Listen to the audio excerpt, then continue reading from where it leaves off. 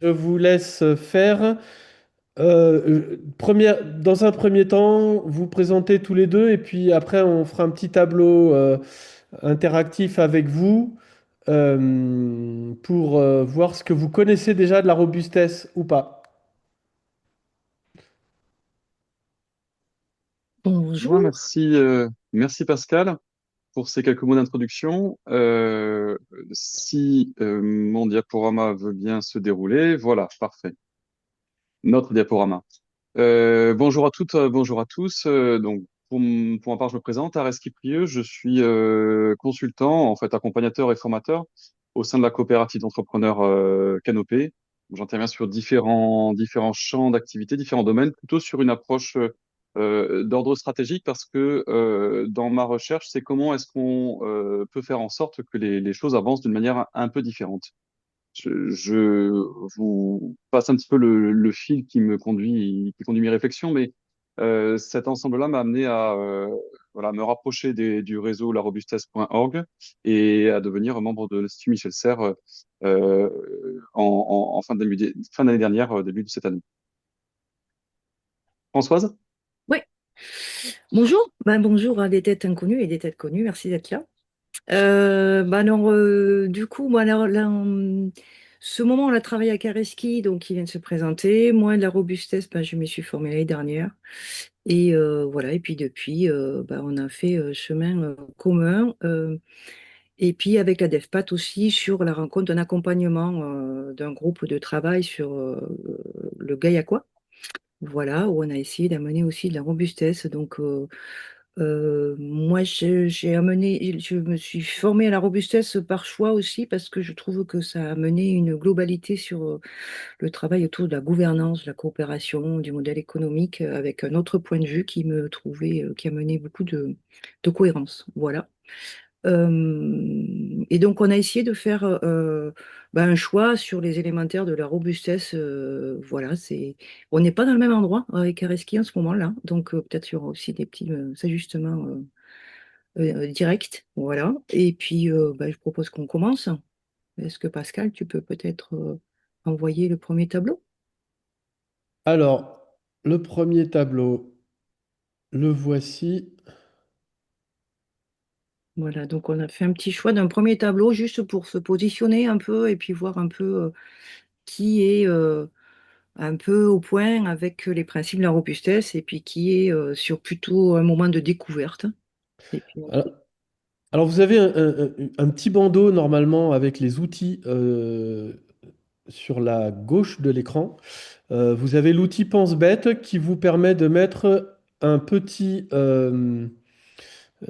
post-it qui vous permet de vous positionner sur je connais pas du tout, très bien ou entre les deux.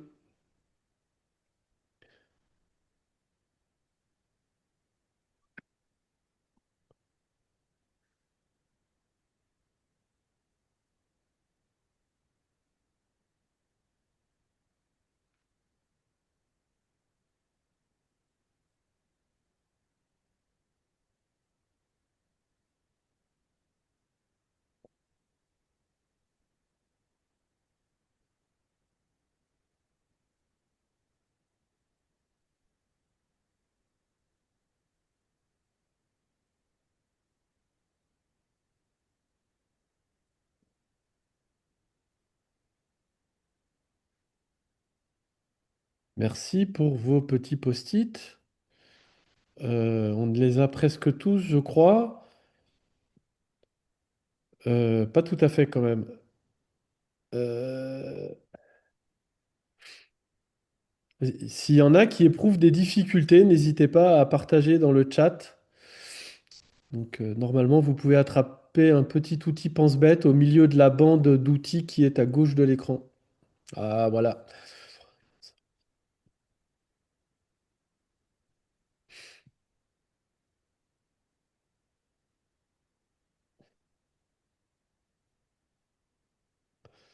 Super.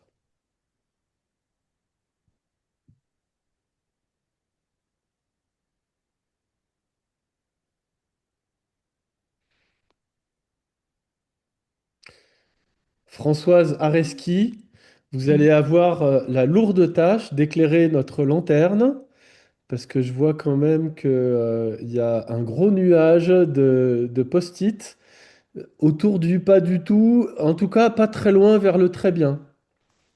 Mm. Qui c'est qui reprend là? C'est Areski, Françoise?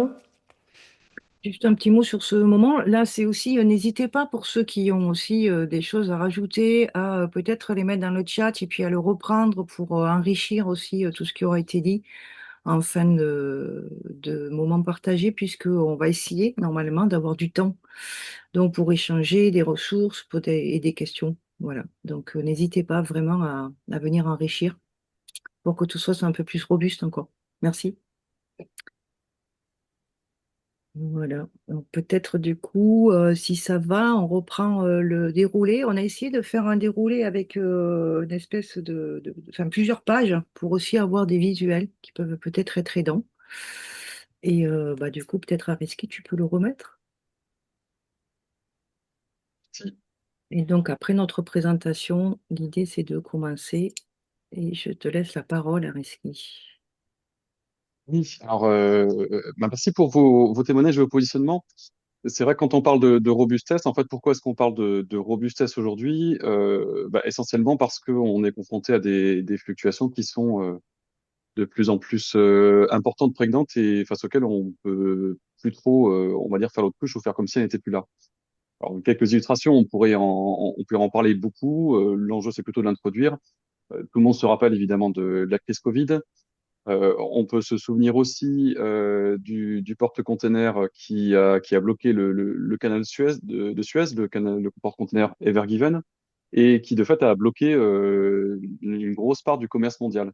Et ça fait partie des événements au cours desquels on s'est rendu compte de la fragilité. Si tout ça ne tient qu'à un bateau en travers d'un canal, alors finalement, où est-ce qu'on est solide et où est-ce qu'on n'est pas super fragile finalement? Alors, on pourrait rajouter tout ce qui est de l'ordre des bugs informatiques, hein, la sensibilité au numérique. Là, tout récemment, on apprend que l'IA, par exemple, est utilisée pour organiser des cyberattaques, hein, donc il n'y a même plus besoin d'humains, entre guillemets, derrière euh, pour subir ces événements-là. Ça fait preuve, a priori, plutôt d'une grande fragilité plutôt que d'une bonne grosse robustesse. Quand on reprend un petit peu en arrière, dès 1972, le Club de Rome avait commandé au MIT, au Massachusetts Institute of Technology, un rapport auprès d'un groupe de chercheurs dont Donella Meadows, qui a donc donné son nom à ce rapport. Et dès 1972, ce rapport portait sur les limites de la croissance. Il a été identifié que dans les années 2020-2030, globalement, l'ensemble des indicateurs qui étaient suivis, indicateurs de ressources, d'espérance de vie, de nourriture par personne, de population, de production industrielle, de pollution, tous ces éléments qui étaient jusqu'à présent en fait envisagés en tant que euh, axe regard unique étaient en fait tous interconnectés. Et donc le travail de ce rapport a consisté à les mettre en connexion et à déterminer en quoi est-ce que les mouvements de l'un allaient impacter les évolutions de l'autre. On arrive finalement à ce type de courbe où on voit que là, on est dans la phase descendante pour certains indicateurs et en préparation de descente pour d'autres. Ces projections datent de 1972, mais elles ont été régulièrement réactualisées. Et en fait, ces réactualisations ont confirmé hein, les tendances qui étaient déjà écrites en 1972. Et en 1972, d'ailleurs, la Commission européenne a failli prendre le tournant, le virage de la prise de conscience de ces enjeux. Elle ne l'a pas faite pour des contextes liés à l'époque. Toujours est-il que, il y a déjà eu un déclic à ce moment-là. Et notre seule certitude, en fait, aujourd'hui, c'est que cette incertitude va continuer à s'amplifier et qu'il va bien falloir qu'on trouve à faire avec et à s'organiser en fonction.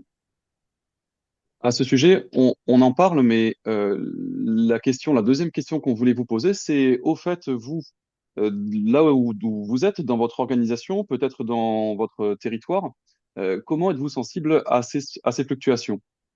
Alors, on a bien évidemment plusieurs types de fluctuations, certaines qu'on peut imaginer, d'autres sur lesquels on a un peu plus de mal à se projeter. On en a choisi deux. Une première qui parle plutôt d'un volet, alors au départ strictement économique, hein, augmentation de 20% des coûts de toutes les matières premières. Ça sera la fluctuation numéro un. Et puis une deuxième qui est plus d'ordre climatique, hein, une sécheresse de 8 mois. Quels sont les impacts de ces deux éléments, de ces deux événements, de ces deux types de fluctuations, d'après vous, hein, dans là où vous vous situez, directement ou peut-être aussi par effet induit? Est-ce que l'eau va avoir un impact, le manque d'eau va avoir un impact direct, ou bien est-ce que par effet indirect, comment est-ce que vous estimez aujourd'hui que vous seriez perturbé? Donc Pascal est en train de vous préparer une deuxième partie de tableau blanc sur lequel vous avez donc les deux axes et avec un gradient, donc d'un côté pas du tout perturbé et de l'autre très perturbé sur le premier type de fluctuation qui est l'augmentation des matières premières en haut, sur le deuxième type de fluctuation qui est donc le stress lié à la longue sécheresse. Bon, on vous laisse quelques minutes.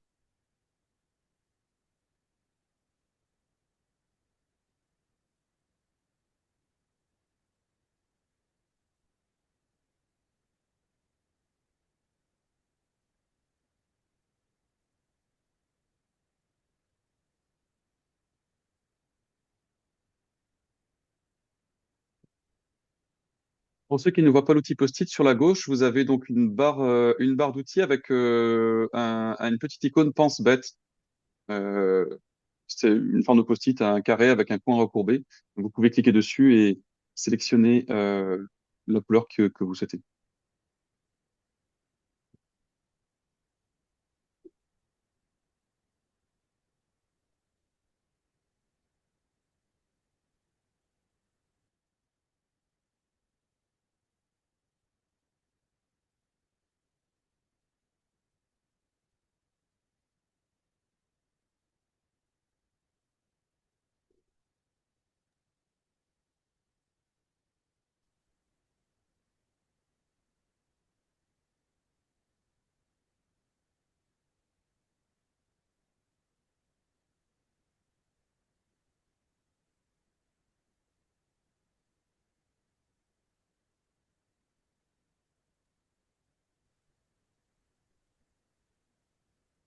Je me permets d'intervenir pour répondre à Philippe dans le chat qui ne voit pas la barre d'outils à gauche pour sélectionner l'outil Pense-Bête. Vous ne voyez pas un petit bandeau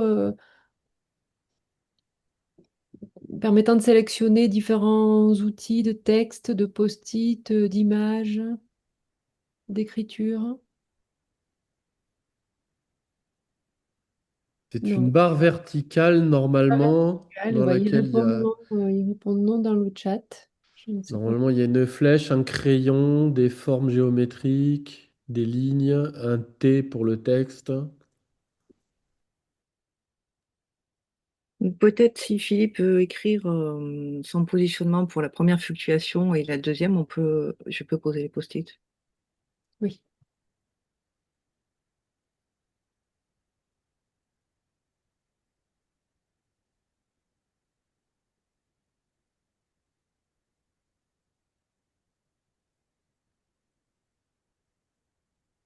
Ah, oui, merci Marjorie. On a un bon conseil dans le chat. Un clic droit sur un post-it existant et faire dupliquer. Comme ça, vous pouvez l'approprier.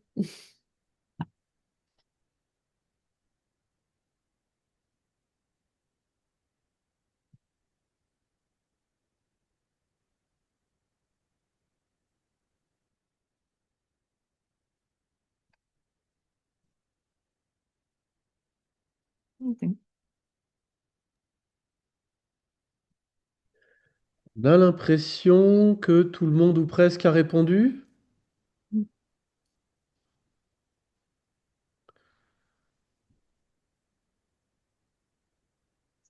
Peut-être à proposer des éléments descriptifs sur ce qui ressort.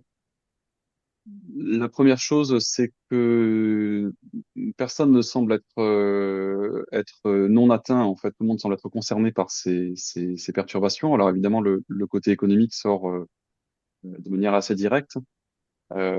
Deuxième élément, tout le monde n'est pas perturbés de la même manière selon le type de fluctuation. Je vois que certains sont plutôt perdus par le volet économique, pour d'autres, le volet haut semble être plus directement impactant. On peut faire une hypothèse que finalement, quand on creuse, les liens qu'on fait aujourd'hui sur l'impact de ces perturbations, finalement, en creusant un petit peu, on serait tous soumis à une forme de sensibilité. Est-ce que l'absence d'eau, finalement, en impact direct, pourrait avoir peu de conséquences, mais pourrait avoir des conséquences, par exemple, sur des fournisseurs, des partenaires, des écosystèmes territoriaux, et donc finalement, par effet indirect, on pourrait se trouver impacté. Est-ce que tu souhaites que je quitte le tableau, Areski, pour reprendre le fil? Ouais, tout à fait. On va reprendre le fil de la présentation. Merci à tous pour vos contributions, vos participations. On a essayé de positionner quelques moments de participation, mais sur un format Webiscope, c'était pas forcément très facile. Donc, merci d'avoir joué le jeu.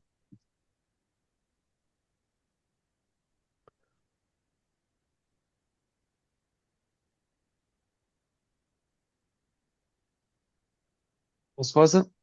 Oui, mais donc du coup on continue. Donc la robustesse, donc c'est et d'abord effectivement il y a ces moments de fluctuation, enfin ce monde sous plein de fluctuations, et on s'est dit la robustesse est allée voir comment le monde du vivant en fait était organisé, puisque quand même Olivier Amand à la base il est biologiste. Et donc, c'est l'étude du monde du vivant qui l'a amené aussi à travailler sur ce concept-là, dont on reviendra un peu dessus à la fin. Voilà. Et donc, du coup, bah, l'idée, c'est que le monde du vivant, eh ben, il se construit plutôt contre la performance.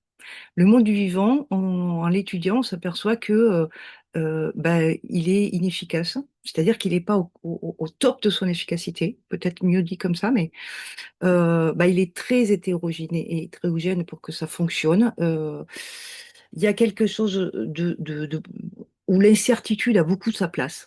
Voilà, les graines volent avec le vent, on ne sait pas trop où elles vont arriver, et donc ça va pousser ou pas. Voilà, il y a quelque chose aussi qui est d'un rapport au temps très différent que dans un monde performant. C'est le monde du vivant, il y a beaucoup de lenteur. Voilà, il y a de la redondance, de l'incohérence, de l'inachèvement.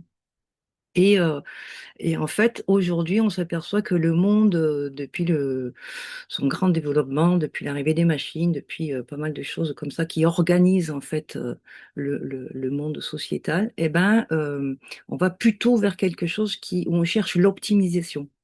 Et l'optimisation, ben, on s'aperçoit qu'elle fragilise. Voilà. Et donc pour ça, on a pris deux exemples. Est-ce que tu veux bien juste passer la page suivante? Merci. Et donc, on s'est dit, ben, Olivier Hamon prend souvent l'exemple de la fièvre, mais je trouve que ça fonctionne bien. C'est effectivement euh, le corps humain, euh, pour qu'il puisse s'adapter à des attaques extérieures, en fait, ben sa température de base est à 37,2. Voilà. Mais tout ça parce que, en fait, quand il y a une ingérence, ben, il peut répondre, il peut mettre tout son système immunitaire en route, et donc, c'est le système de la fièvre, et on peut avoir 40, 40,5, 41 à la rigueur. Voilà. Et c'est parce que c'est là où, du coup, il devient euh, on va dire, efficace à son maximum. Mais on sait que au bout de 3, 4 jours de fièvre de 40, 41, c'est dangereux. Voilà. Et donc, du coup, pour rester, comment dire, robuste, un corps, eh ben, il doit pouvoir gérer sa capacité d'adaptabilité. Voilà. Et le système de la fièvre illustre pas mal ça. Voilà. Et puis, on a pris un autre exemple, c'est celui de la photosynthèse. Pourquoi les feuilles sont vertes? Bah, en fait, les feuilles sont vertes parce que c'est là où, quand il y a le plus de soleil, elles sont le moins en danger. Voilà. C'est-à-dire que la lumière verte, elle est au milieu comment on dit, de l'arc-en-ciel, on va dire ça comme ça, je sais pas le mot. Et donc, du coup, c'est là où, du coup, elles peuvent s'adapter. Quand il fait très, très chaud, eh ben, elles peuvent continuer leur système, leur travail de photosynthèse, de transformer, et sans se mettre à mal. Voilà. Si elles avaient une autre couleur, eh ben, on pourrait penser que bah, la photosynthèse et donc le fonctionnement de l'arbre serait atteint. Donc voilà, c'est juste deux petits exemples pour dire que le monde du vivant, il cherche pas la performance. En tout cas, il n'est pas construit là-dessus. Voilà. Ça ne veut pas dire que parfois il ne l'est pas. Voilà, je tiens à le dire. Voilà. Est-ce que tu as quelque chose à rajouter, Alexis, ou on passe? Sinon, on peut passer. Voilà. Et Su- donc, donc le monde aujourd'hui est plutôt tourné vers la performance. Et, euh, et du coup, on est en train de chercher aussi des mesures, c'est-à-dire la mesure du plus performant, la mesure du plus, voilà. Et on a pris juste cet exemple de, effectivement, quand on commence à faire des Jeux Olympiques qui sont sur des mesures de performance, pour le coup, eh ben, ça entraîne effectivement des formes de, bah, par exemple, de trucage ou de manipulation. Voilà. Et donc ça, c'est un phénomène qui a été étudié aussi au début, je crois que c'est en 72, et par Goddard, c'est un économiste anglais, si je me trompe, et qui a mis en théorie cette histoire-là, c'est que quand une mesure devient une cible, ben, pour la plupart du temps, elle cesse d'être une bonne mesure. Voilà. Et ça, je trouve ça intéressant de le mettre aussi suite à un peu le vivant et les éléments de qu'est-ce que c'est un monde vivant, effectivement, il n'y a pas vraiment de mesure de performance. C'est-à-dire que il n'y a pas de compétitivité sur les arbres à être le plus grand ou le plus beau. Il y a ce qu'il fait là où il peut, comme il est, dans le terroir qu'il est. Voilà. Voilà. Et donc, la loi de Goddard, ça, c'est vraiment quelque chose aussi qui vient peut-être illustrer un peu sur quoi beaucoup d'entreprises, d'associations, en tout cas de projets, sont un peu construits. Voilà. Et sur lequel on réfléchit avec. Voilà. On disait, Pascal dit dans le chat que jeudi, on a fait un petit atelier sur une après-midi avec des chefs de service pour la plupart. Et effectivement, il y a une forme de pensée qui est beaucoup instruite là-dessus quand même, quoi. Voilà. Donc voilà, c'était un moyen un repère, la loi Goddard. C'est un truc qui existe, de Goddard. Voilà, pour ramener d'autres éléments un peu. Et donc, il y a une dernière diapo sur le monde du vivant qui est assez intéressante, qui est aussi réalisée par un économiste, un écologiste, philosophe, et qui a essayé de mettre sous schéma, d'accord, comment la nature, elle combine la robustesse et performance. Et donc, effectivement, il y a une fenêtre de viabilité. C'est là où il y a quelque chose qui peut, comment dire, dialoguer entre être performant et être robuste. Si je suis trop performant, je suis fragile. Si je suis trop robuste, je suis aussi fragile. Voilà. Et donc dessous, j'ai mis ce petit texte que donc, voilà, quand le pare-brise de la voiture devient embué, le conducteur ralentit pour essayer de mieux percevoir son environnement, choisir d'accélérer et se suicidaire. Voilà. Même si la voiture est parfaite et le conducteur aussi. Voilà. Alors que nous entrons dans l'ère des incertitudes, comme le disait Areski tout à l'heure, le ralentissement de nos activités n'est donc pas seulement salutaire pour réduire nos impacts planétaires, mais aussi pour nous permettre de se confronter à l'incertitude, voilà, et venir à plus d'hésitation et donc une perception élargie. C'est aussi cette notion de temps qu'on va revoir tout à l'heure, mais c'est à un moment donné comment, dans ce moment de monde performant, il y a peut-être un des éléments, ce serait peut-être de ralentir et de regarder un peu comment on peut continuer à avancer, par où, par quel chemin, dans quelle voiture, ou dans quel style de moyen de déplacement. Peut-être c'est plus la voiture, je sais pas. Voilà. Voilà un peu sur le monde du vivant. Bon, on est passé assez rapidement, mais en tout cas pour l'instant, voilà, comme on a dit en intro, c'est vraiment le choix de pouvoir donner des élémentaires de la robustesse et de laisser aussi un peu de temps pour les questions à la fin. Voilà. N'hésitez pas à mettre des remarques ou des questions, puisque Émilie est là pour relever les questions au fur et à mesure et relancer à la fin. Voilà, donc le monde des fluctuations, le monde du vivant. Un dernier, enfin pas un dernier, un autre élément, un peu principe, c'est la santé commune. Donc ça, c'est la diapo juste après. Voilà. Donc la santé commune, c'est aussi voir comment l'impact de nos activités sur l'environnement. Aujourd'hui, on est plutôt sur c'est l'économie qui va impacter le social, qui va impacter l'environnement. Voilà. Et la question, c'est est-ce que on pourrait inverser? C'est-à-dire, est-ce que l'impact des milieux naturels dans lesquels on est pourrait impacter le milieu social dans lequel on vit et donc impacter l'économie, la forme d'économie, le choix de nos projets économiques, etc. Voilà. Et donc la question, c'est est-ce que mon projet, il répond à une question pertinente? Et les plusieurs yeux, là, c'est parce que est-ce que la réponse que je trouve est pertinente de mon point de vue, mais est-ce que du point de vue de mon voisin, de l'autre territoire à côté, je ne sais plus, d'autres acteurs sur le territoire et plus loin, est-ce que ma réponse est aussi pertinente en fait? Voilà. Et donc l'idée, c'est questionner la question, on y reviendra aussi tout à l'heure un peu. Est-ce que vraiment, Olivier Hamon, il prend l'exemple de est-ce que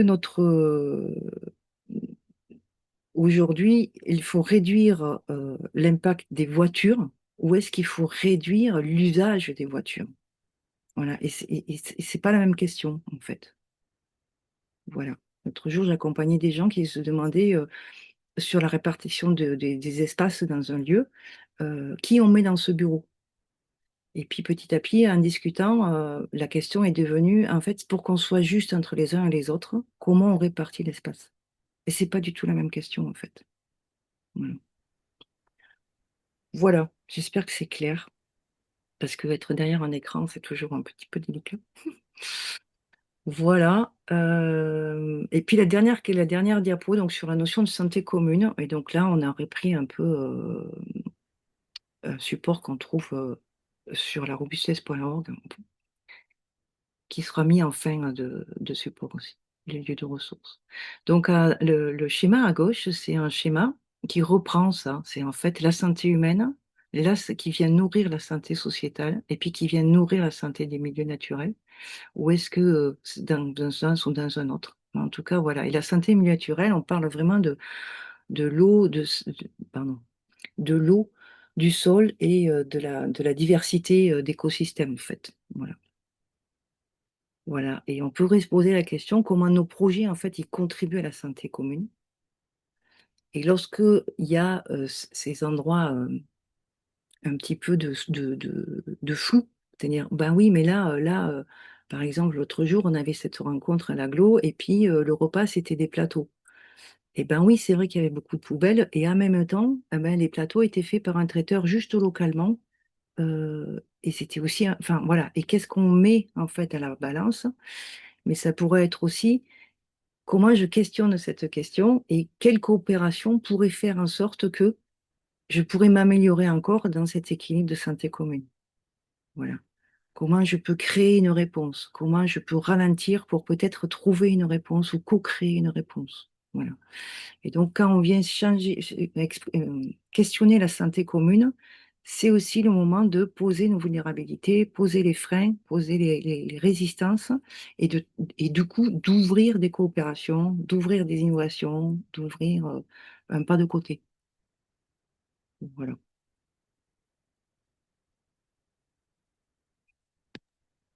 Voilà. Donc, sur la santé commune, peut-être nous, on a fait le choix de s'arrêter là pour garder du temps pour aller vers d'autres sujets, d'autres éléments en tout cas, pardon, de la robustesse. Et donc, du coup, je te passe la parole à Reski, si c'est OK. Merci François, c'est très bien. Je vais poursuivre parce que la thématique c'est la robustesse. Et alors jusqu'à présent on a parlé de fluctuation, on a parlé de système du vivant, on a parlé de santé commune. Et alors la robustesse dans tout ça. La robustesse, en fait, donc elle a une définition, ou en tout cas des éléments de définition académique. Là, c'est pas quelque chose qui est nouveau. On a, alors, il se trouve que je suis en train de travailler, je voulais pas l'indiquer en introduction, mais je suis en train de travailler avec des organismes de recherche là, pour essayer de monter un programme de recherche et d'études sur cette thématique-là. Et donc, on a commencé à creuser et on retrouve des textes scientifiques, hein, je parle académique, des années 60 qui déjà donnait des éléments de définition de la robustesse. Et puis ça a bougé. On en retrouve en sciences de gestion, en économie, alors dans des courants très différents. Hein, certains qui s'intéressent à la robustesse de la décision d'investissement dans dans l'implantation d'usines. Ça, c'est plutôt des années 60. Jusqu'à Elinor Ostrom en 1990, donc premier prix Nobel d'économie, première femme prix Nobel d'économie en 2009, pour ses travaux, notamment sur les communs. Et donc, évidemment, on n'a pas du tout les mêmes logiques. Donc, on voit déjà que c'est une notion qui traverse différents champs, différents systèmes de pensée. On le retrouve aussi en production animale, en zootechnie, par exemple, où en zootechnie, on va enfin, certains se sont interrogés sur la robustesse génétique des élevages de cochons au vu des évolutions des ressources alimentaires, des évolutions des conditions climatiques. Et donc, dans tout cet ensemble-là, on a des éléments de définition qui ressortent, qui sont plutôt relativement bien partagés. Ce que ça nous dit, ce que ces recherches et ces propositions nous disent, c'est que la robustesse, dans un premier temps, elle s'inscrit dans le temps. C'est votre axe horizontal, hein, inférieur. Elle s'inscrit dans le temps, elle s'intéresse à un système qui a une fonction, un output, hein, donc en axe vertical, un output, une production, un objet. Et donc cet objet est matérialisé, cette réalisation est matérialisée avec la ligne bleue. La robustesse s'intéresse à des conditions particulières, qui est donc la réaction de ce système dans le temps face à des perturbations. Et donc la définition que je vous propose, que je vous présente ici, c'est celle où la perturbation, donc à gauche hein, de la courbe, vient impacter de fait le système existant et la fonction de production, l'objet hein, du système continue à perdurer d'une manière un peu différente. Elle augmente, elle diminue, elle évolue en plus, en moins, avec des variations. Peut-être qu'à la fin, elle revient sur son fonctionnement ou en tout cas sa production, son type de production initial. On ne sait pas trop. Mais finalement, ce qui nous intéresse, c'est plus les marges au sein desquelles cette fonction de production évolue. Alors, parenthèse, je parle de fonction de production. On peut être sur la production de biens et services, on peut être sur la production de biens immatériels, on peut être sur la production de valeurs écosystémiques. Hein. On est sur, quelle que soit l'échelle observée. On peut être sur une échelle d'un estuaire, par exemple, ou d'un cours d'eau. Ou bien d'une entreprise, ou d'un écosystème d'entreprise, ou d'un écosystème territorial d'entreprise. Bon, on peut le décliner quel que soit le périmètre de système. Donc cette zone de robustesse, c'est bien là que se situe l'enjeu. Ce que nous dit le vivant, c'est que les systèmes vivants sont plutôt dans le bas de la zone. Quand on regarde la ligne bleue, le mouvement de la ligne bleue dans les systèmes vivants est plutôt vers le bas. Voire la ligne en pointillé est plutôt largement plus basse que celle qui est figurée là sur le dessin que vous avez. A contrario, nous, les systèmes humains, les systèmes socio-techniques, économiques, on est plutôt clairement vers le haut. Et c'est là où on perd en fait de la capacité à s'adapter et puis à jouer ou en tout cas à remodeler les modes de fonctionnement qui sont les nôtres, celui de notre système. Alors pourquoi est-ce qu'aujourd'hui on reparle de robustesse et est-ce que cette définition de la robustesse est toujours d'actualité? Alors, oui, elle est toujours d'actualité, avec quand même des conditions qui sont particulières. Alors en 2020, en 2025, alors Michel Serres en parlait déjà dans les années 90. Hein. On a un changement de rapport à la nature, à l'environnement, qui est tout de même assez marquant. Et Michel Serres donc précisait, nous dépendons désormais de choses qui dépendent de nous. C'est-à-dire que on a des boucles de rétroaction qui se sont mises en place et qui, pour le coup, sont, alors, sinon nouvelles, du moins nous en avons une nouvelle perception. Et cette nouvelle perception, cette nouvelle conscience, nous oblige à intégrer globalement deux éléments.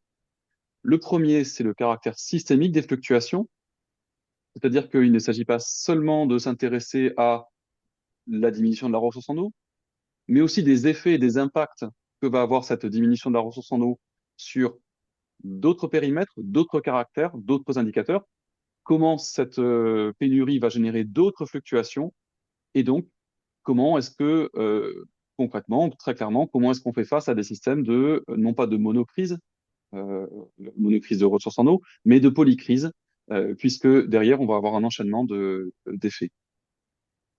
Donc, premier élément, le caractère systémique des fluctuations. Deuxième élément, si nous dépendons de choses qui dépendent de nous, alors on ne peut plus se préoccuper que uniquement de notre bien-être, mais il faut bien intégrer les éléments de santé commune et se préoccuper avant tout de nourrir notre environnement, avant tout de nourrir notre corps social, avant d'espérer pouvoir gagner en santé, on va dire, individuelle, physique et biologique. Concrètement, la santé sociale dépend des ressources naturelles. Si on ne prend pas soin des ressources naturelles, alors on ne peut pas aboutir à des situations de santé sociale. Santé sociale, on parle d'absence de conflit social, plutôt de consensus, de société qui fonctionne bien, hein. Mais ça, on ne peut pas l'atteindre si on a des systèmes de pénurie, des systèmes de carence et d'inaccès, de perte d'accès aux ressources alimentaires, aux ressources en eau, à de quoi satisfaire nos besoins fondamentaux. Donc, Olivier Hamon le formule, en tout cas le formulé comme ça en 2022, en disant la robustesse, c'est donc rester stable à court terme et viable à long terme. On retrouve donc là les éléments de la définition précédente, avec un ajout qui est ceci, malgré les fluctuations. Et donc, il y a bien cette notion de prise en compte de cet ensemble systémique. Et Françoise le mentionnait tout à l'heure, les trois briques de la santé commune doivent représenter pour nous une boussole. À quoi ce que je fais, à quoi mon projet, à quoi mon activité sert aujourd'hui dans ces trois compartiments. Sinon, je vais détériorer sans le vouloir, mais je vais détériorer des conditions qui ne vont pas me permettre finalement de rester stable à court terme et viable à long terme.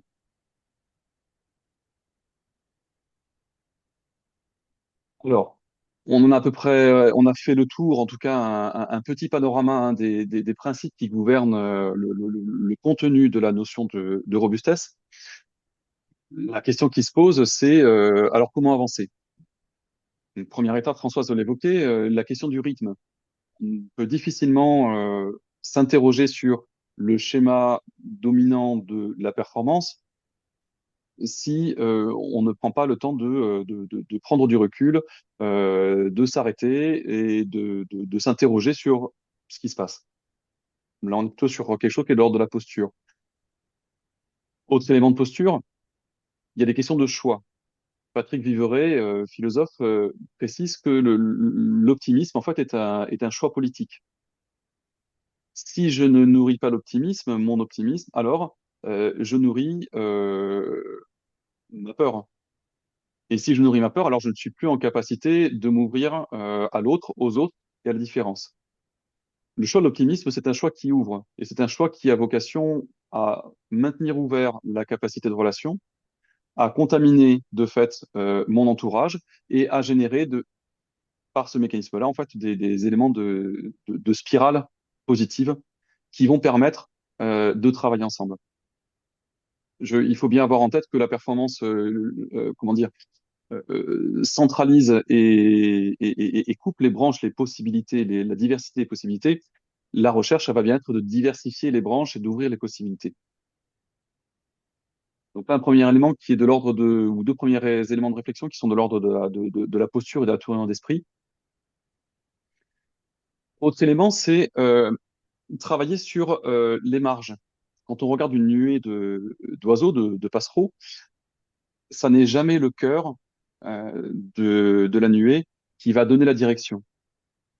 Ce qui donne la direction, ce sont les marges. Ce sont les individus qui sont donc sur les franges hein, de la masse, qui vont être sensibles, qui vont avoir la capacité à être sensibles aux évolutions, aux données de l'environnement et à donner les indications. Hop, là, on va plus aller par là, on va aller vers la gauche. On va arrêter de se diriger tous dans cette direction parce que là, ici, on a de la ressource. Et donc, on a bien un enjeu ici de nourrir nos marges. C'est là que, quand on revient sur les systèmes humains, c'est là que se trouvent ceux qui expérimentent, ceux qui font autrement, et c'est là qu'il faut aussi qu'on puisse se positionner. Quand on parle de marge, on parle ici de marge qu'on pourrait qualifier de marge instituante. Ce sont elles qui vont instituer le changement. On parle aussi de développer des marges de manœuvre et donc maintenir des espaces de créativité, des espaces de questionnement, et on retombe sur des éléments qui sont de l'ordre de la lanterne, de questionner la question. Comment avancer? Première étape, on va être sur identifier ce qui est déjà là robuste. On ne cesse de le rappeler, le monde est en transition. Les courbes du rapport Meadows le positionnent très, très clairement. mais le monde a déjà changé, est en train de changer. Donc l'enjeu, il est peut-être de constater que certaines choses, certaines logiques ne fonctionnent plus, euh, et de les caractériser, de savoir les identifier, mais peut-être aussi surtout de déterminer, d'identifier ce qui est déjà là. Peut-être ce qu'on voyait un peu moins parce qu'on le considérait dans la marge, hein, de notre champ de vision. Mais finalement, c'est déjà là, et c'est peut-être là-dessus qu'il faut qu'on puisse s'appuyer. Alors, on est sur des grands principes, hein, ici. Bon, la question des commerces de proximité, on a la question de la vitalité du tissu rural, mais concrètement, demain, une perte de la capacité à s'approvisionner peut-être pour être maintenue par un tissu économique rural dense. S'intéresser au déjà la robuste, c'est s'intéresser à tout ce qui déjà aujourd'hui fait coopération. Quand on est tout seul, on est faible. Quand on est plusieurs, on va être en capacité de se renforcer. Qu'est-ce qui déjà existe?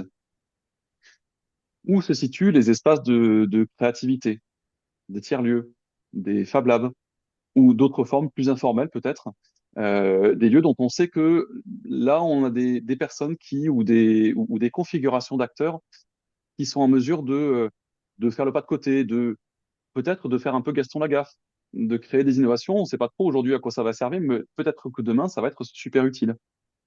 Je pense à la tondeuse qui passe entre les pâquerettes. C'est sacrément inutile et pourtant, peut-être que demain, les pâquerettes on identifiera qu'elles auront un enjeu particulier. Et puis, développer les coopérations, ça veut dire en fait avoir aussi l'habitude d'échanger, de coopérer, de générer, je parlais de l'optimisme, mais de générer des moments de joie, de partage. Et donc, les instants, les espaces culturels, sociaux sont évidemment essentiels. Vous remarquerez un petit logo qui ne vous est probablement pas inconnu, celui de la DEFPAT. Euh, L'idée, c'est au-delà de l'organisme en lui-même, mais c'est d'indiquer aussi que certaines structures, certains organismes peuvent être moteurs dans les dynamiques, dans ce type de dynamique. Sur la zone Tarn-Aveyron, Tarn-et-Garonne, euh, globalement, celle de la DEFPAT, voilà, un des organismes est probablement celui-ci. Sur les Alpes, vous allez en trouver d'autres. En région centre, et voilà. Sur quels que soient les territoires, vous allez avoir des structures relais qui ont la capacité à avoir un peu une vision élargie et à favoriser les rapprochements, les coopérations, le fait de pouvoir se brancher un peu de manière originale, un peu expérimentale et de manière un petit peu nouvelle.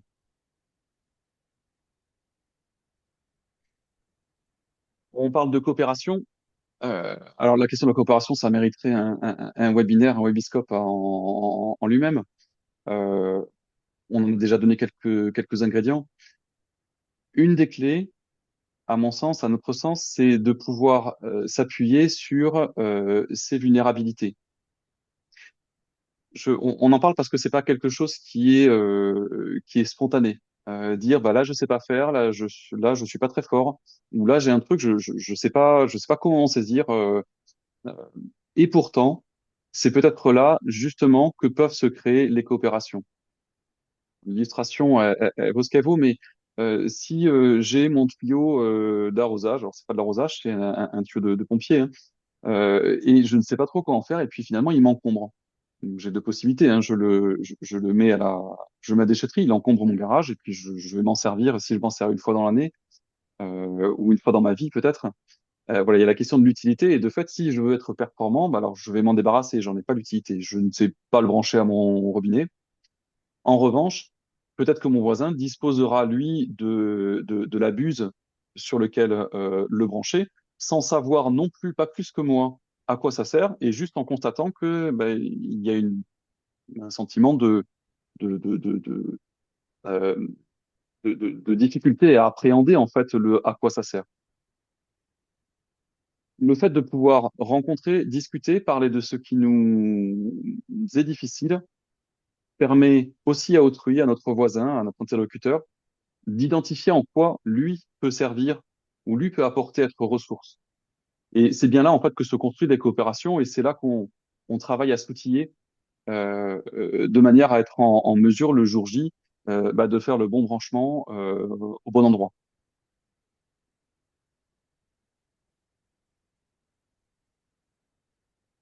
On est déjà à la robuste. Donc, on a pris le parti de vous poser quelques exemples. Alors, pour les aménageurs, les personnes qui sont en tout cas sur des questions sur les approches territoires, on a des initiatives, hein, notamment par exemple sur l'élaboration du SCOT de Nantes-Saint-Nazaire, sur les trois chapitres qui constituent le projet d'aménagement stratégique du SCOT. Le chapitre 2 est clairement dédié au développement d'une approche robuste. La robustesse est formulée comme un objectif désirable. Donc, enfin, certaines collectivités sont en capacité de formuler en termes d'objectifs de territoire cette notion-là, de pouvoir derrière ensuite s'en servir en tant que facteur de mobilisation, facteur de changement et source d'inspiration, y compris, alors, du point de vue des techniciens, bien évidemment, mais y compris et peut-être aussi surtout au niveau des élus et des responsables des territoires. Deuxième exemple sur une approche territoriale, je vais vous parler des Alpes. L'ADRET, qui est donc une association, une fédération, une fédération de développement et de mise en réseau des acteurs du développement des territoires sur le territoire alpin, a travaillé sur la notion de robustesse et de la même manière, alors à son échelle, a formulé deux livrets qui portent sur la robustesse, l'un sur la question de l'habitabilité à la lumière du vivant et de la robustesse, l'autre centré sur un volet économie régénérative. Et là, de la même manière, on a des outils qui peuvent servir aujourd'hui, c'est tout récent, en octobre 2025, qui peuvent servir aujourd'hui les développeurs territoriaux à accompagner les projets, les porteurs de projets, les collectivités, à implémenter en fait cette logique-là dans les projets dans les projets qu'ils portent et qu'ils soutiennent. Troisième exemple, alors les férus d'Olivier Amand, pour les férus d'Olivier Amand, le nom ne sera pas étranger. On a l'exemple de l'entreprise Pocheco. Alors Pocheco, pour pour ceux qui ne connaissent pas, c'est une entreprise qui fabrique des enveloppes, donc sur un système d'envoi de courrier. Il se trouve que ceux qui sont adhérents à la MGEN, par exemple, reçoivent des relevés de santé de Pocheco. Alors Pocheco, à la base, fabrique des enveloppes. Pocheco a travaillé progressivement et selon différentes étapes à travailler différemment sa production, travailler différemment son espace d'implantation, et puis finalement à se considérer comme étant membre, partie prenante d'un ensemble écosystémique au sein duquel on retrouve une unité de production, mais finalement le lieu c'est autre chose que seulement une unité de production. Et avec derrière une déclinaison sur les rythmes de travail, sur les facilités de covoiturage. À savoir que, par exemple, sur l'éco-conception du produit enveloppe, l'entreprise a développé un système de production qui lui permet d'être plus économe en carbone que l'envoi d'un mail. Donc, quand vous recevez, pour ceux qui reçoivent des relevés MGEN, toujours cela, sachez que l'envoi du courrier coûte à la planète moins cher que l'envoi d'un mail par la MGEN ou autre, hein. En termes de démarche de progrès, Pocheco a commencé à travailler à une époque où la robustesse n'était pas présente. Et donc, Pocheco a commencé à travailler sur une approche de type RSE. Et puis, progressivement, en sortant et en ouvrant les portes que la RSE lui proposait, elle est arrivée à considérer, constater que son approche répondait en fait aujourd'hui à ce que la robustesse proposait comme cadre de pensée.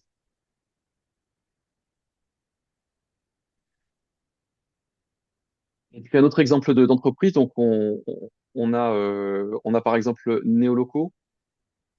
Neoloco qui est une entreprise qui fabrique des graines torréfiées et qui est une boulangerie donc qui cuit son pain à l'énergie solaire.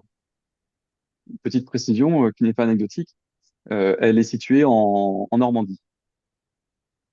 Et donc le fait de choisir d'avoir cette approche, ces choix techniques hein, qui répondent au principe thermodynamique de la cuisson du pain, de la torréfaction des graines, et de choisir une solution technique qui est celle d'utiliser la lumière solaire au moment où elle est présente, c'est-à-dire pas la nuit, par exemple, bah, ça implique derrière toute une organisation, un changement d'organisation du travail et puis de rapport au territoire.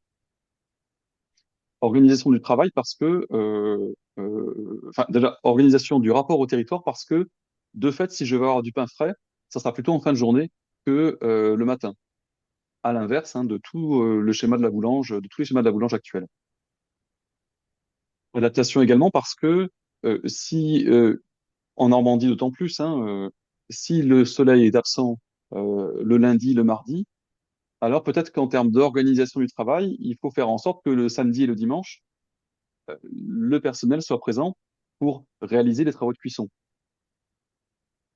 Et donc, on arrive sur des questions qui sont d'ordre organisationnel interne à se demander quelle organisation les parties prenantes de l'entreprise choisissent. Comment est-ce que telle ou telle personne va être en capacité plus de venir travailler sur le week-end, d'autres plus en semaine, sur quelles activités. Et donc tout un travail de conception, reconception, en partie en continu, hein, du process de l'organisation interne et du process RH associé. On a aussi des impacts sur le territoire. Je parlais de la question de la temporalité de la livraison, mais on a aussi, Néoloco a aussi travaillé d'autres aspects. Alors, première chose, ils sont situés en zone plutôt rurale, euh, mais ils ont choisi de maintenir, d'avoir une dimension, entre guillemets, plus militante ou de relation ville-campagne. Donc, ils livrent en ville, et ça, c'est un choix pour une partie de leur production. L'autre partie est livrée à la campagne sur deux lieux qui sont des boîtes à pain et pas des boîtes à pain sur lesquelles j'arrive avec ma carte bancaire et je la pose sur le terminal, mais où je devais trouver un espace, un dépôt de monnaie. Alors, pour ceux qui ont pu mettre les pieds un petit peu dans les pays scandinaves, c'est ce qui se passe hein, dans ces pays-là. Sur les bords de route, on trouve des boîtes à patates ou des boîtes à miel ou à confiture. Et donc, j'arrive, je me gare, je prends la confiture, je dépose les sous dans la caisse. Euh, et j'ai personne pour contrôler si j'ai bien payé le bon montant, si j'ai payé tout court, si je suis parti avec le bon nombre de pains que j'ai payé, par exemple. Et de fait, on arrive aussi à d'autres formes de coopération et de solidarité territoriale. Tout ça à partir d'un principe qui est de saisir, utiliser la ressource, pas au moment où l'organisation industrielle en a besoin, mais au moment où l'énergie, au moment où la ressource est disponible. Alors, peut-être en parallèle entre Néoloco d'un côté et Pocheco de l'autre, on voit que les chemins sont différents, hein. Pour l'un, on a plus un volet éco-engagement, RSE, et puis l'autre un volet plus technique, énergétique, industrielle. Et finalement, on voit que les résultats ou les champs qui sont traités, finalement, ont tendance quand même à se rejoindre.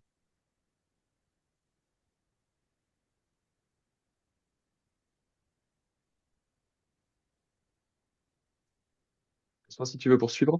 Ouais, je vais en poursuivre.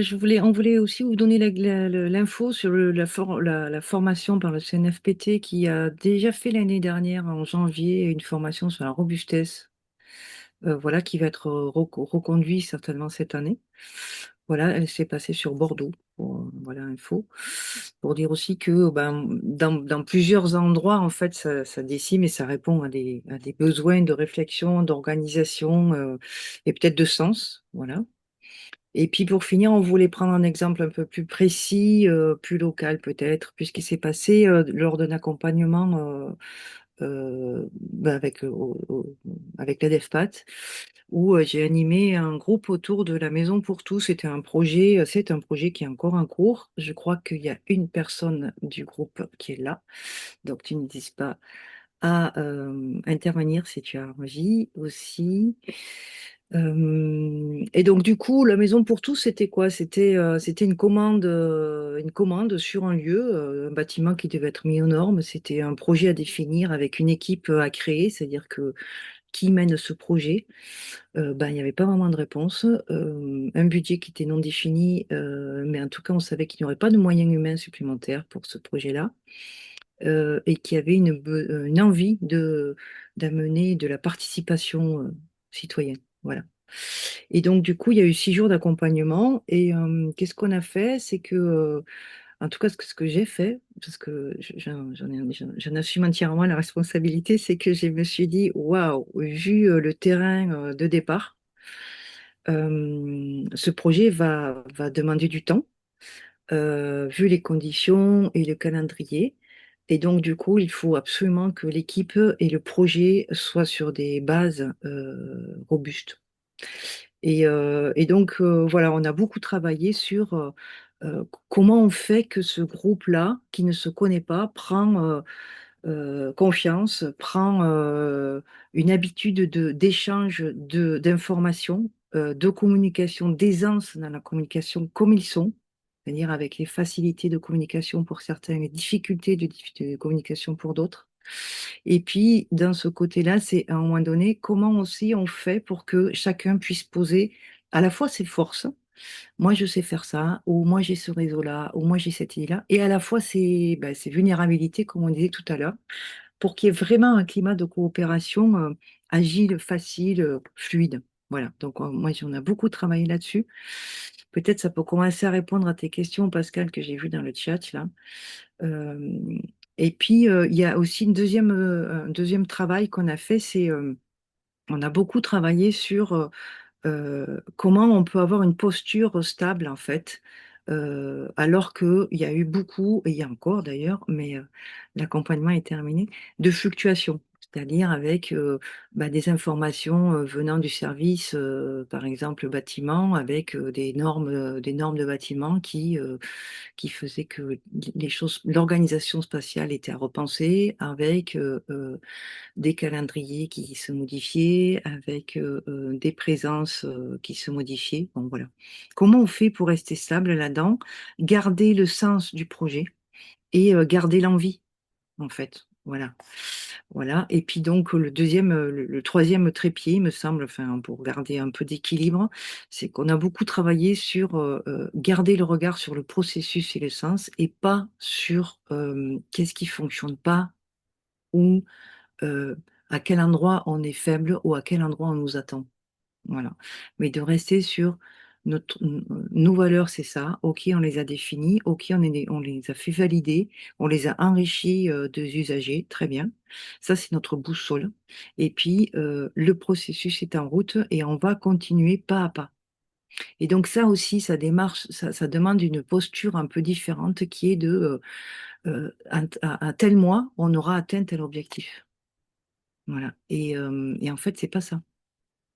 C'est pas ça parce que si on veut ouvrir les opportunités de coopération, si on veut ouvrir les opportunités d'adaptation, en fait, adaptabilité du projet au territoire, aux usagers, si on veut réellement être dans quelque chose où chacun a sa part, et c'est ça aussi qui fait un tissage, qui fait que c'est robuste, eh ben, on peut pas définir tout ça avant de commencer et ça se définit pas à pas.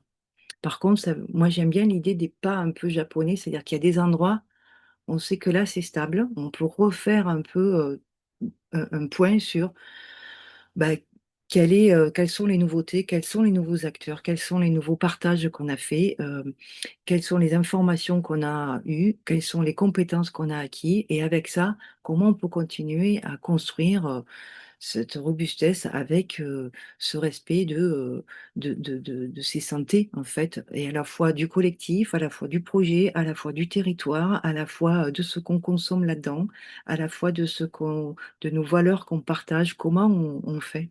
Voilà. Et ça a été une très belle, comment dire, ça c'est du concret. Ça a un accompagnement sur sur plus de 8 mois, je crois. Voilà, et je sais qu'aujourd'hui, Valentine, je crois que tu es là, si tu veux prendre la parole, tu n'hésites pas, mais aujourd'hui, le groupe continue et le groupe continue à travailler à un rythme qui est peut-être un peu lent, mais à un rythme qui laisse de la place à la fois aux usagers et à ce qui est réellement et qui fait que les gens continuent à être robustes. C'est-à-dire que les porteurs de projets qui se sont retrouvés dans cette équipe-là continuent à être nourris, continuent à partager leur mission en plus de ce qu'ils avaient. Voilà. Et parce qu'il y a du plaisir et parce que peut-être il y a eu une nourriture d'une autre posture, ce projet continue à avancer alors qu'on sait tous très bien que rajouter un projet de cette envergure, c'est du temps. Ben, en fait, l'équipe l'a trouvé. Et il y avait aussi ça, c'était se dire on fait ce qu'on peut. Et, euh, et parce qu'on est une équipe, je ne suis pas irremplaçable sur une réunion. Et donc ça, c'est aussi quelle délégation je fais, comment je partage l'info, comment je rends les choses à la fois agiles, mais possibles. Voilà. Bon, je ne sais pas si Valentine, tu veux rajouter quelque chose, peut-être, toi qui es revenu dans le groupe depuis quelque temps. Attends, je sais pas si on m'entend. Oui, on Ok. t'entend. Bah, j'ai pas beaucoup de choses à raconter. Moi, j'ai beaucoup aimé ton accompagnement. J'ai beaucoup appris. Voilà, je pense que ça a changé aussi pas mal de, comment dire, dans nos postures, justement, d'apprendre à se connaître, à travailler ensemble d'une manière un petit peu différente entre les différents services, là. Voilà. Après, c'est long, c'est lent. Et moi, mon contrat, il est bientôt fini. Donc, je, je pense que voilà, ça va mettre encore du temps à vivre. Bon. Mais c'est sûr que c'était un accompagnement précieux que je ne sais pas trop quoi rajouter. En plus, j'étais absente quand même pendant quelques mois. Voilà. Ok. Donc, je suis revenue il n'y a pas très longtemps sur mon poste. Et, et la maison pour tous commence à vivre encore à petits pas. Voilà. Mais ça commence. En Ok. tout cas, la démarche et l'accompagnement étaient vraiment passionnants. Et beaucoup d'outils transmis qui peuvent aussi être réutilisés, enfin, qui donnent à réfléchir sur d'autres projets, dans sa façon de travailler, etc. C'est pour ça que je suis là d'ailleurs aujourd'hui. Ok, merci. Euh, Voilà un peu les choix de projets. Alors, donc, Pocheco, c'est une entreprise, Néoloco aussi. Bon, les formations du CFBT, j'imagine que vous connaissez tous. Moi, je voulais juste revenir aussi sur Nantes. Nantes, il y a quand même des choix forts d'organisation en allant vers ça, donc ça a été inscrit. Euh, le dernier café robuste, on en parlera pour y a les accès, mais le dernier café robuste où il y a eu de la présentation sur justement euh, ces projets qui sont, comment dire, élus par, la population d'une collectivité ou d'une commune. Nantes, ils ont décidé en fait de faire un appel à projet. Effectivement, je crois que la population vote pour les projets, mais en fait, tous les projets sont pris. Et l'idée, c'est de sortir de cette compétitivité de projets, mais c'est que s'il y a des porteurs de projets sur le territoire, ils ont fait le pari que la force, c'était plutôt de les mettre en lien et de les accompagner plutôt que de les mettre en compétition. Voilà. Ça fait quelques années qu'ils font ça, donc ils ont un peu de recul. Je crois que ça fait 3 ans. Et donc, ça amène une dynamique complètement différente. Voilà, dans l'idée de juste témoigner un peu comment on peut changer de braquet, un peu comment on peut peut-être là où on est amener ce genre de choses. Voilà. Et il nous Dans reste ce, pardon. oui, peut-être juste dans ce fil, Ouais. en termes de pratique de collectivité de financement, le département du Gard, en fait, relativement à la logique d'appel à projet. Un appel à projet met les répondants en situation de concurrence et au final, il ne pourra en rester qu'un, comme dirait l'autre, quoi. Euh, le département du Gard a fait le pari de lancer un appel à commun. Donc l'idée, c'est plutôt comment est-ce que tous ensemble, vous trouvez à vous organiser et à créer des coopérations, à créer des liens pour répondre ensemble à la problématique qu'on vous soumet. Et on a là, de la même manière, de fait, une autre culture qui se met en place à l'échelle d'un territoire. Non. Ok, merci ce qui précisait ça. Donc voilà, il y a pas mal d'émergence en fait, de gens qui essayent, quelles que soient les structures d'organisation. Voilà, pas simplement des entreprises ou des associations aussi.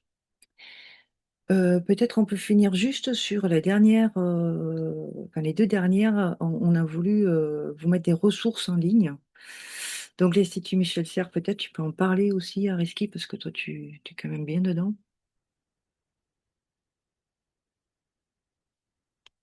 je peux en parler. Avec le micro, ça sera mieux. Oui, donc l'Institut Michel Serres, c'est une association en 1901. C'est une association qui a c'est surtout une coquille juridique en fait, hein. Et c'est un think tank, un espace de réflexion qui associe des chercheurs et des praticiens autour de la question de la relation homme-nature. Donc, dans la poursuite des travaux et de ce que formulait le philosophe Michel Serres que j'ai évoqué tout à l'heure, et puis d'autres ensuite. Et aujourd'hui, donc Olivier Amand en est le directeur. Donc là, vous trouverez des éléments de définition, des travaux de réflexion sur les questions alors, de robustesse, de santé commune, autour des questions de l'anthropocène, puisque c'est un des fils de réflexion, comment est-ce que le monde devient gouverné ou par des logiques qui relèvent de l'humanité. Donc, l'Institut Michel Serres, par ailleurs, on a aussi envie de vous renvoyer vers le site larobustesse.org parce que en termes alors d'abord, c'est un site qui est collectif et participatif. Vous y retrouverez des intervenants, on va dire aujourd'hui franco-belges, parce que pour l'instant, c'est un peu sur ces réseaux franco-belges que le réseau s'est constitué. Je reviens un tout petit peu en arrière. Je me permets là cette question de franco-belge. Je me permets un tout petit peu de revenir en arrière sur les questions de dynamique territoriale. On a parlé de Scott Nantes-Saint-Nazaire, on a parlé du département du Gard. Françoise, tu évoquais aussi la ville de Nantes. Euh, à un moment donné, la région Wallonie, donc qui représente à peu près la moitié hein, de la Belgique, s'est engagée sur ces questions de robustesse. Alors en cours de route, il y a eu une alternance politique qui a fait que le portage de la dénomination a évolué. Mais derrière, les logiques qui sont à l'œuvre, on ne peut pas trop le dire, mais ce sont des logiques de cet ordre-là. Et d'ailleurs, on a des coopérations entre la région wallonne et le Maroc sur la thématique de la robustesse. Donc, en termes d'ouverture de panorama, hein, on voit qu'il y a quelque chose qui est de l'ordre de la diffusion et de l'internationalisation. En tout cas, on a une diversité d'acteurs qui s'en saisissent. Bien, je referme cette parenthèse et ce complément, et je reviens sur la robustesse.org. Donc, c'est un site collectif, collaboratif d'intervenants qui interviennent en accompagnement, en formation, en conférence. C'est un ensemble de personnes qui s'est constitué autour d'Olivier Amand et en appui, en poursuite de ses réflexions et de ses propositions d'intervention. Pour les acteurs, c'est aussi un espace de ressources. Donc, vous trouverez en accès libre et gratuit des supports de réflexion, des supports de cadrage, des supports de formation. Les formations qui sont organisées par les formateurs de ce réseau sont disponibles en licence libre, ce qu'on appelle en partage sincère. On ne partage pas seulement en empêchant de réutiliser, on partage en permettant de réutiliser. Pourquoi? Parce que si on veut réellement contribuer à du changement, alors il faut éviter de mettre des freins là où on peut l'éviter. Sur le site larobustesse.org, vous trouverez également des cafés robustes, qui sont donc thématiques, hein. Françoise parlait de du dernier café robuste qui portait sur robustesse et territoire ou collectivité territoriale. Collectivité territoriale. Précédemment, on a eu robustesse et entreprise, robustesse et formation ou enseignement, voilà, robustesse et démocratie. Oui. Et vous trouverez donc les traces de ces rencontres qui ont eu lieu, qui sont des rencontres en visio, avec les enregistrements audio. Donc vous pouvez, qui durent 1 heure. Donc vous pouvez aussi vous approprier, en tout cas prendre connaissance de ce qui a pu être formulé, échangé dans ces cadres-là. Et puis vous trouverez aussi des liens vers des communautés apprenantes, hein, qui sont des collectifs euh, plutôt géographiques et parfois thématiques. Donc une communauté apprenante enseignement et robustesse, mais aussi une communauté apprenante Grand Ouest. On en a 4, 5, 6, hein, je ne les ai pas toutes en tête, mais voilà, des espaces de ressources et surtout d'échanges et d'apprentissage mutuel autour de la robustesse. Donc tout ça en lien avec l'Institut Michel Serres et en partage libre et sincère, comme je vous le précisais. François, tu veux présenter les ressources en format Papier. plus matériel? Ouais, papier, donc voilà, des livres. Ben, il y a, bon, je vais pas faire, je viens de voir l'heure, en fait, il reste un quart d'heure, donc on est plein pot sur le rythme, c'est super. Donc nous, on a mis les 3 bouquins, en fait, d'Olivier Hamon, particulièrement. Donc voilà, qui sont éclairants. Peut-être si vous avez envie de commencer, parce que vous commencez, moi je trouve que celui de droite, qui est en noir et blanc, là, dans la collection Tract de Gallimard, Antidote au culte de la performance. C'est un résumé et qui est clair et qui est précis et qui ouvre déjà pas mal. Le manifeste pour une santé commune, c'est une œuvre collective qui reprend un peu à partir de cette idée, si on fait santé commune, qu'est-ce qui se passe avec une première partie un peu plus théorique et, euh, et qui je trouve très claire et très nourrissante. Voilà. Voilà, et après, qu'est-ce que je peux dire? Ouais, l'entreprise robuste, c'est vraiment sur l'entreprise, mais ça peut s'éclairer, c'est peut-être quelque chose qui peut venir éclairer aussi la réflexion autour d'un projet. Je trouve que ça fonctionne aussi. Voilà, de l'incohérence, peut-être il est un petit peu plus abstrait. Voilà, bon, ça c'est mon point de vue. On n'a pas fait de critique avec Areski, donc j'assume mes propos. Voilà, Je n'ai absolument rien à redire voilà, à ce que tu viens de proposer. merci. Et peut-être Voilà, ajouter que après, la troisième voie du vivant est un ensemble qui permet d'y voir clair et large. ouais, c'est vrai, c'est le dernier. Voilà, il y en a un quatrième en préparation qui pas né encore. Juste pour dire que quand même sur robustesse.org, il y a pas mal de dossiers aussi, enfin il y a de la matière, hein, si vous voulez, pas, enfin des recherches plus thématiques, plus faciles. Je trouve il est assez bien fait et, euh, et n'hésitez pas à l'abreuver parce que l'idée de la robustesse, c'est aussi d'être dans le partage, la coopération voilà, mais elle fait à l'inverse de l'efficience. Donc, on essaye aussi, même dans les outils, de viser dans une cohérence. Voilà, avec beaucoup d'humilité. Voilà, peut-être on peut s'arrêter là. Donc, Merci on peut peut-être beaucoup, passer aux éléments Areski, de Françoise. questions-réponses. Voilà, c'est ça. Donc, si vous avez des questions, c'est le moment ou jamais. Il nous reste un quart d'heure pour un petit échange avec Areski et Françoise. Émilie, de ton côté, qu'est-ce que ça donne du côté du chat? Je ne vois pas d'autres questions que les tiennes, Pascal, dans le chat. Et non, c'est pas moi, pardon. Pas Non, tout toi, à fait. Pascal. Non, Ah non, ben non, c'est il y un a un autre autre Pascal. Pascal qui se Ah. dénonce. Alors, Pascal,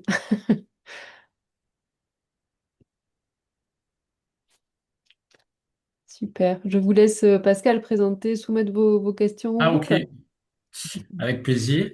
Euh, on a travaillé avec Françoise la semaine dernière, c'est assez récent, avec un groupe de pilotes là, de notre politique éducative et familiale, dont 20-25 personnes, qui travaillent dans plusieurs services, éducation, la petite enfance, la politique de la ville, le logement, la mobilité, la culture, la santé, etc.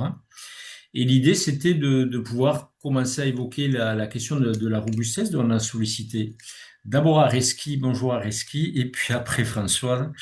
Euh, et c'était une belle après-midi où c'était juste une question de sensibilisation. Et on s'est eu avec Françoise ce matin. L'idée de se dire les difficultés qu'il peut y avoir entre ces principes du vivant, comment les adapter à nos organisations humaines, de société de travail, etc. Je profite, et puis après je couperai, sur une deuxième question, mais Françoise en effet a pu répondre, c'est-à-dire, je me disais, mais je ne suis pas tout seul, mais on n'est que très peu à porter cette nouvelle idée au sein de notre grande collectivité, c'est une communauté d'agglomération sur le Gaillacois et le Grosilletois, c'est-à-dire 70 000 habitants, où moi je gère la politique éducative et familiale. Et c'est se dire comment on va pouvoir multiplier ce nombre de personnes, Reski parlait de ces périphéries autour, comment on va essaimer tout ça, mais avec la Maison pour tous qui est sur le Gaillac, Françoise accompagne, elle l'a dit, peut-être c'est aller chercher aussi ses collègues pour, pourquoi pas, créer un petit groupe, un petit espace de réflexion et se dire comment on va pouvoir, nous, déjà, avancer. Je suis super content également, et j'en finis là, que le CNFPT puisse s'emparer de cette question. Je l'ai noté pour pouvoir peut-être y aller. Voilà, merci à vous tous d'organiser ce type d'échange. Voilà, je m'en vais. Enfin, je reste là, mais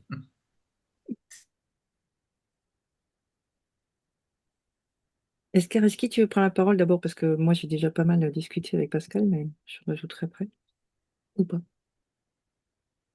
Sur la question des marges, oui, la première chose, c'est de les identifier, c'est de les rendre, de les rendre visibles. Mm.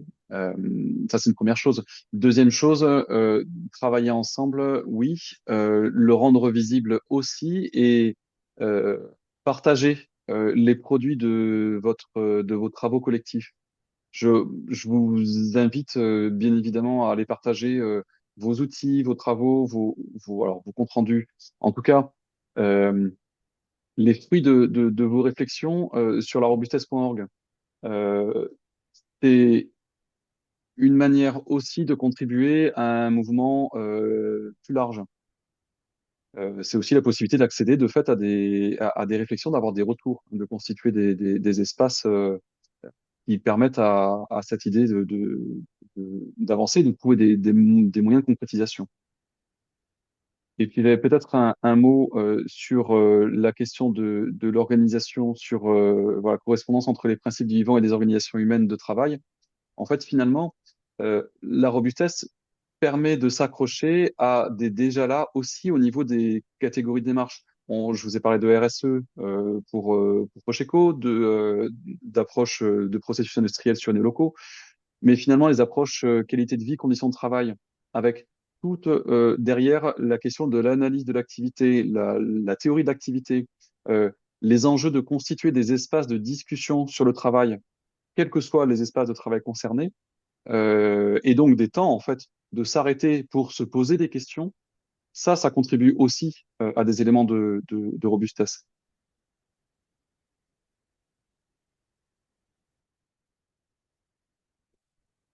Ouais, moi, je rajouterais un truc qu'on n'a peut-être pas beaucoup évoqué, mais il y a la notion aussi de réenchanter le risque. C'est peut-être un peu audacieux, mais peut-être qu'aujourd'hui, ça pourrait être un levier.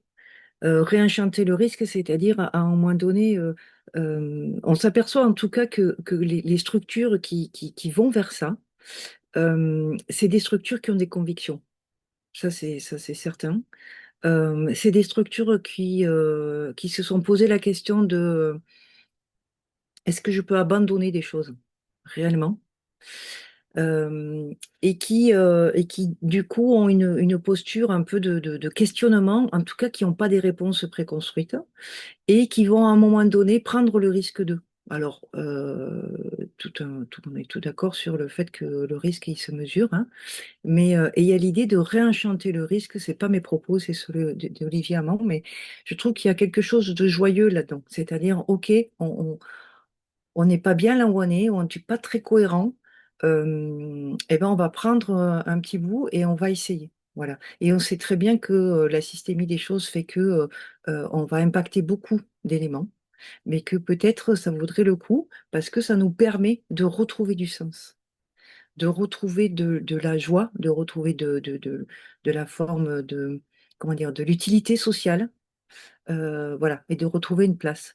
Et ça, il y a un moment donné, j'ai vu qu'il y avait Philippe, je crois, qui avait rajouté dans le chat, effectivement, on a vu des entreprises qui ont fait le pari plutôt de retrouver du sens, au sens même politique, c'est-à-dire au sens large politique, hein, de retrouver du sens sur des valeurs, sur au-delà de la qualité de vie au travail, qui sont les plus loin que ça, et qui, par exemple, on réduit le temps de travail et en fait, rien n'a bougé. C'est-à-dire que rien n'a bougé, pardon. La production reste la même, l'ambiance a bougé, l'organisation a bougé, les outils de production ont bougé, mais n'empêche que le chiffre d'affaires, il n'a pas baissé, voire même, il augmente petit à petit. Voilà. Et voilà, donc ça, c'est très entrepreneurial, mais on peut penser aussi qu'il y a le lien avec l'entreprise. Pocheco, par exemple, ils font des liens avec des ONG parce qu'ils ont trouvé ben, la réponse là à des questions qu'ils avaient sur les matières premières, par exemple, ou des choses comme ça. Voilà. Et donc, réenchanter le risque, c'est aussi se laisser surprendre. Sur la maison pour tous à Gaillac, par exemple, il y a eu des habitants qui sont venus toquer en disant, moi, je veux jouer avec vous. Ils sont pas une association, ils sont pas un club sportif, ils sont pas, voilà. Mais n'empêche que, et c'est ça ce tissage aussi territorial qui va peut-être aussi amener une systémie économique à bouger. Voilà. Et ça, c'est gai, en fait. Ouais. Merci Françoise et Aroski. Moi, je suis en train de lire le titre de la diapo qui est à l'écran là. Et vous, quel est votre prochain pas robuste? Et moi, j'ai envie de vous faire partager le mien. Voilà, puis c'est une question qui peut s'adresser à nous 21 qui sommes encore, nous 19 qui sommes encore en ligne. Moi, je trouve que de se garder du temps pour coopérer, de se garder du temps pour se remettre en question, de se garder du temps pour être alerte, de se garder du temps pour des respirations. Ben, c'est pas mal. J'ai appris ça dans la robustesse et moi j'ai envie de travailler là-dessus.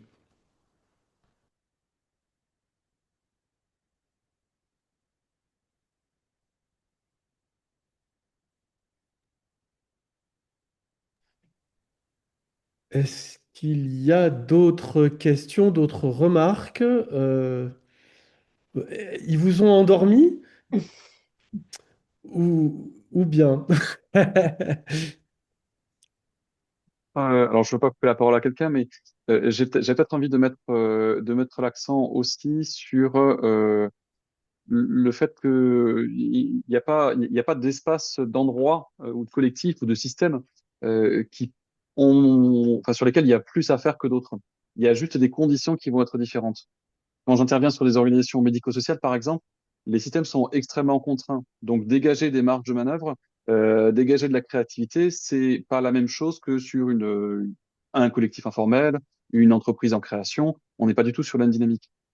Et pour autant, on a des espaces sur lesquels on peut travailler des choses essentielles, la coopération. Par exemple, la coopération reste une entrée qui est un des ingrédients fondamentaux.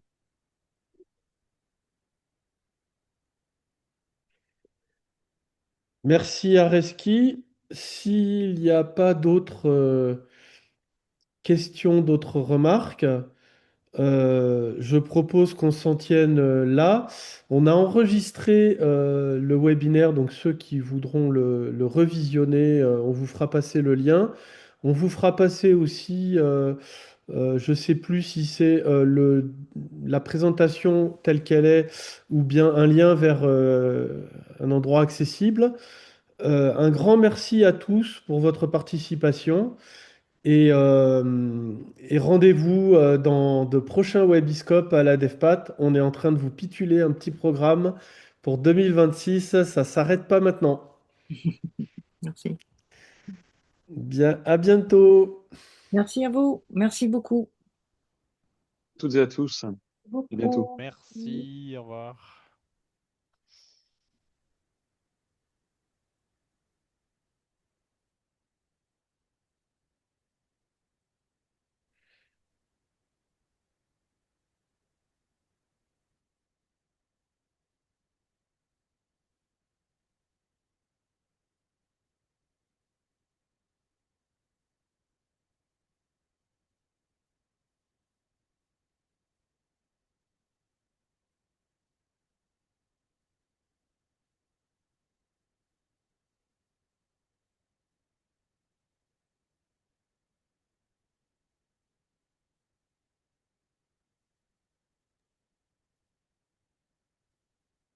Et voilà.